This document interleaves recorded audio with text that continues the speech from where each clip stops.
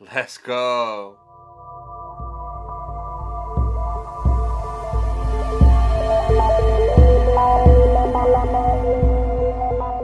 Hey, what's up guys? Back with another video here, and today we're going to take a look at my top 5 Funko Pops in my Funko Pop collection.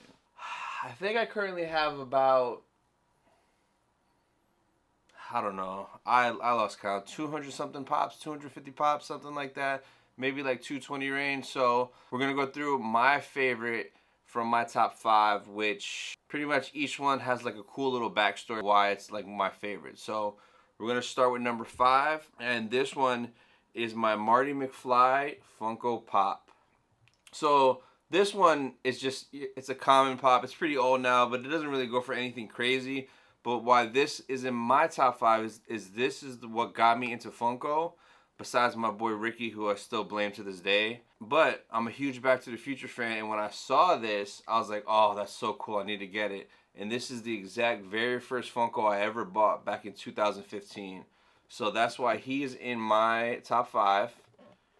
Good old Marty McFly. Now, I actually brought this one with me to New York Comic Con this year. I was going to have Michael J. Fox sign it, but just the autograph setup at New York Comic Con this year was such a mess that I just ended up just doing the photo op with Marty and Doc Brown and just called it a day. So next convention I go to, I definitely want to bring this with me if Michael J. Fox is there and have him sign this, which will make it even more meaningful to me. So this is my number 5. Number 4 is going to be, I believe this was a 2020 New York Comic Con exclusive Boba Fett.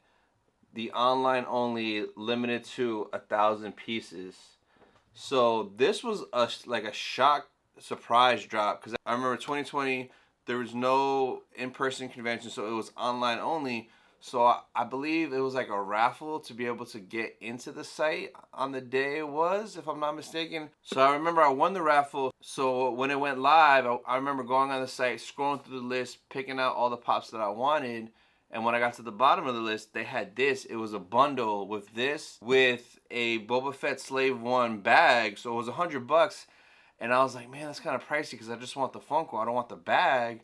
But I just added it to my cart because I'm like, wow, it's numbered out of 1,000. Comes in the hard stack, and then it comes with a bag, which I could always get rid of. So made the purchase, and like it sold out super quick. And there was a lot of people that were upset. They had no idea it was releasing. They didn't get a chance to get it. So it's very rare piece. And it goes for an absurd amount right now. Like what it's going for now, I would never pay that in a million years, because that amount I could buy a lot more meaningful pieces than this. But I'm still glad that I got it and was able to get it for retail. So this is my number 4. Alright, so for my number 3 is going to be the 2018 New York Comic Con exclusive Clone Wars Captain Rex. So this has turned out to end up being a grail piece, which is crazy, because shout out to my boy Ricky. He went to New York Comic Con back in 2018, and he hustled his way outside of the Funko booth to grab this for me. So shout out again, Ricky. I really still appreciate that. And what this goes for now is an absurd amount of money. So it's crazy, and I'm just so glad that I had this bad boy. Like, it's crazy. So he's number 3 on my list. Good old Captain Rex. I love me Clone Troopers and Funko and Vintage Collection and Black Series and Hot Toys. So being able to get this one for the retail price of $15 and still having it now, it means a lot. So Captain Rex, number 3.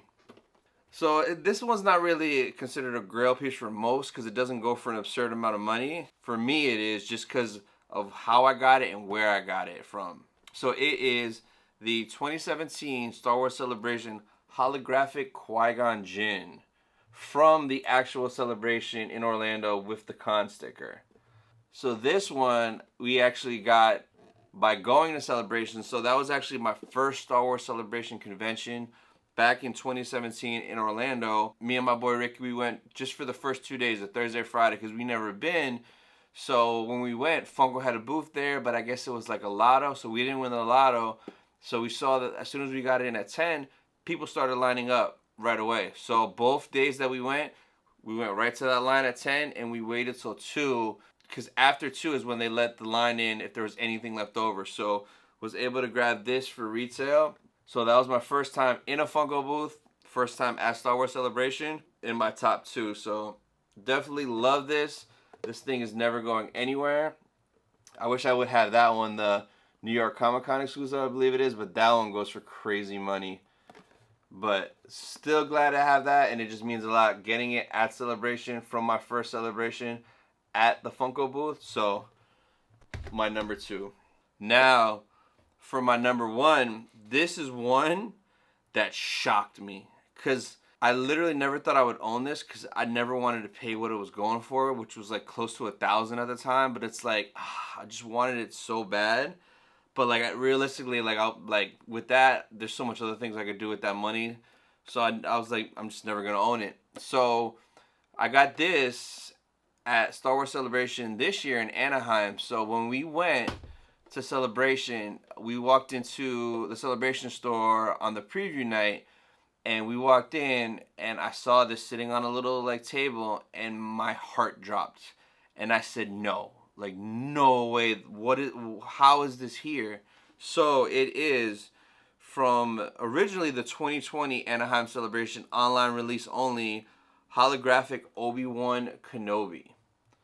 So being able to pick this up, and it's limited to 3,000 pieces as well, but being able to pick this up for $20 compared to what it was going for, I was in shock that they had this.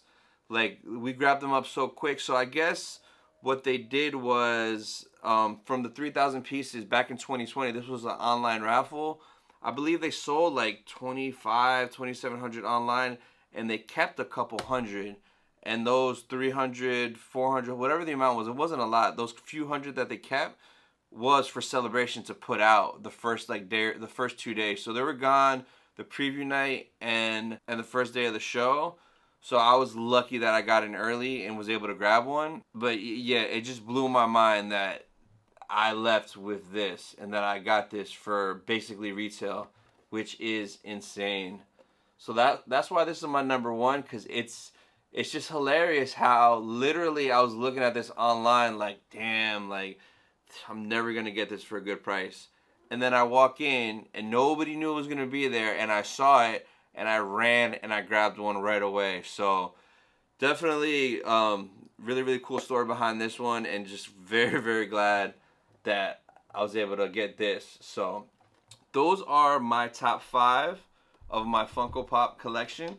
So down in the comments below, let me know which one you guys like the most, which one is your favorite, or if you happen to have any of these, if you were lucky enough to get any of these when they released, or if you got it afterwards on eBay on the resale market. So let me know down in the comments below. So I'm actually going to be doing a couple more in the line of this top 5 videos. So the next one that I'm going to be doing is my top 5 vintage collection figures. So stay tuned for that one. So if you guys enjoyed this video, drop a like. If you're new to the channel, hit that subscribe button. And I'll see you guys in the next one. Thank you.